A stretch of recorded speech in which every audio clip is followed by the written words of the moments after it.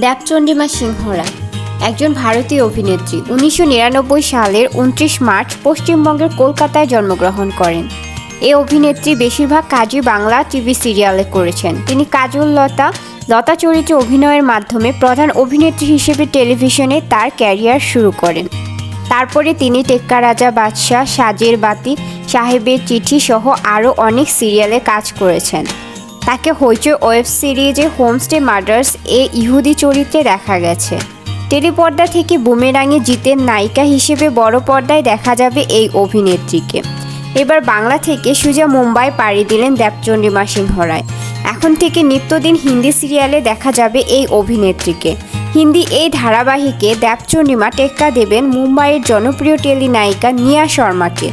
দেবচন্ডিমার হিন্দি সিরিয়ালের নাম সোহাগন চুড়েল।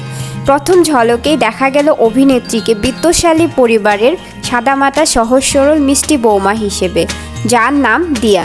দেবচন্ডিমার বৌমার লুক দেখে ইতিমধ্যেই ভক্ত অনুরাগীরা উচ্ছ্বাস প্রকাশ করেছেন। বর্তমানে এই অভিনেত্রী সোহাগন চুড়েল এই শুটিংয়ে ব্যস্ত। প্রথম হিন্দি সিরিয়াল, তাই মন ঢেলে কাজ করছেন এই অভিনেত্রী। সদ্য ইমলি এর কাজ করে মুম্বাই থেকে ফেরা অদ্রিজা রায়ও বন্ধু দেবুকে শুভেচ্ছা ও ভালোবাসা জানিয়েছেন।